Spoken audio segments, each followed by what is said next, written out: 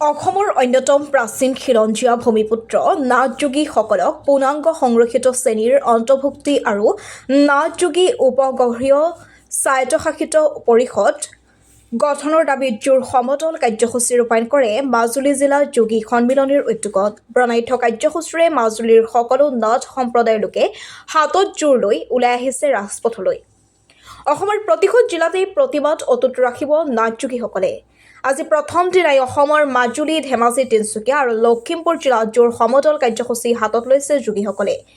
মাজুলীৰ সোণাৰীয়াটি চাৰিআলিত অৱস্থিত নাথযোগীসকলৰ স্থায়ী কাৰ্যালয়ৰ পৰা আৰম্ভ কৰি বিভিন্ন প্ৰান্তত জোৰ লৈ পদযাত্ৰা কৰা দেখা যায়। তেখেতসকলে আমাৰ মাটিত আমাৰ অধিকাৰ, খিলঞ্জীয়া নাথযোগীসকলক পূৰ্ণাংগ সংৰক্ষিত শ্ৰেণীৰ মৰ্যাদা দিয়ক, নাথযোগী উপগ্ৰহীয় স্বায়ত্তশাসিত পৰিষদ গঠন কৰক, বিভিন্ন দাবী উত্থাপন কৰা দেখা যায়। মাজুলীৰ পৰা সাংবাদিক বিজিত কুমাৰ নাথৰ ৰিপৰ্ট, AIN লাইভ। আমাৰ নাথযোগীসকল যিহেতু অসমৰ এক খিলঞ্জীয়া জনগোষ্ঠী, আমাক এই খিলঞ্জীয়া জনগোষ্ঠীটোক আজি বহু যুগৰ পৰা চৰকাৰে আচলতে মাহীয়াৰ চকুৰে চাই আহিছে। সেয়েহে নাথযোগীসকল জাগিছে নিজৰ প্ৰাপ্য আদায় কৰিবৰ কাৰণে। আমাক উপগ্ৰহীয় স্বায়ত্তশাসন লাগে আৰু নাথযোগীসকলক পূৰ্ণাংগ সংৰক্ষিত শ্ৰেণীৰ স্বীকৃতি দিব লাগে।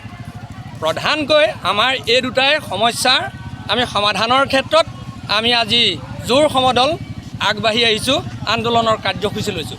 হয়তো এই আন্দোলনৰ কাৰ্যসূচী অদূৰ ভৱিষ্যতলৈকে যাব যদিহে চৰকাৰে আমাৰ প্ৰতি দৃষ্টি আকৰ্ষণ নকৰে। আমাৰ বহুতো সমস্যা আছে যদি প্ৰধানত এই দুটা সমস্যা সমাধানৰ ক্ষেত্ৰত আজি আমি ৰাজপথলৈ ওলাই আহিছোঁ।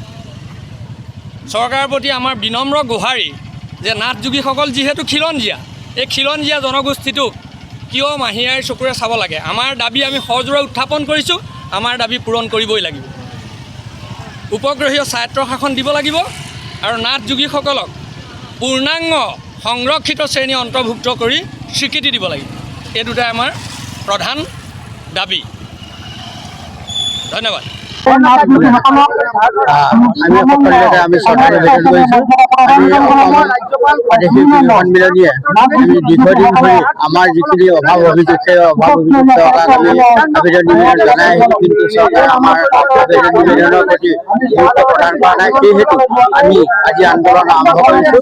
আমি উপগ্ৰহীয় স্বায়ত্তশাসন আমি বিচাৰিছোঁ, আমাৰ ভূমি অধিকাৰ আমি বিচাৰিছোঁ। আমাৰ আজিলৈকে আমাৰ কোনো MLA মন্ত্ৰী আমাৰ নাথযোগীসকলৰ ভিতৰত নাই। আমি আমাৰ যিখিনি বিধানসভাৰ আসন আছে, সেই আসনত আমাৰ এই নাথযোগীসকলক তাতে অংশগ্ৰহণ কৰিবৰ কাৰণে প্ৰতিনিধি আমাৰ নিৰ্বাচিত কৰে। তাৰ কাৰণে আমি আহ্বান জনাইছোঁ।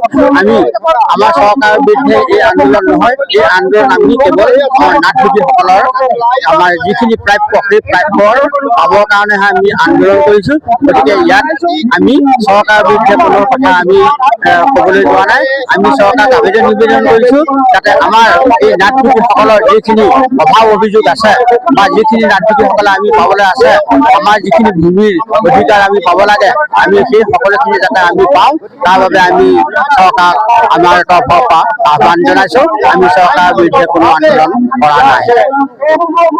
আজি মাজুলী জিলা যোগী সন্মিলনীয়ে অসম প্ৰাদেশিক যোগী সন্মিলনীৰ কাৰ্যসূচী অনুসৰি জোৰ সমদল কাৰ্যসূচী আমি গ্ৰহণ কৰিছোঁ। এই জোৰ সমদল কাৰ্যসূচী মাজুলী জিলা যোগী সন্মিলনী, মাজুলী জিলা যুৱ পৰিষদ, মাজুলী মহিলা যোগী সমিতি, এই তিনিকোণীয়াভাৱে আমি জোৰ সমদল কাৰ্যসূচী লৈছোঁ। ইয়াৰ প্ৰধান উদ্দেশ্য হৈছে যে নাথ জাতিক সুৰক্ষিত জাতি হিচাপে আইনগত ব্যৱস্থা গ্ৰহণ কৰিব লাগে আৰু নাথ জাতিক উপগ্ৰহীয় স্বায়ত্তশাসন প্ৰদান কৰিব লাগে আৰু লগতে নাথ জাতিক এটা খিলঞ্জীয়া জাতি হিচাপে মাটি ভেটি আদিৰ সুৰক্ষা প্ৰদান কৰিব লাগে আৰু আইন ব্যৱস্থা চৰকাৰে গ্ৰহণ কৰিব লাগে। এই তিনিটা আমাৰ প্ৰধান দাবী।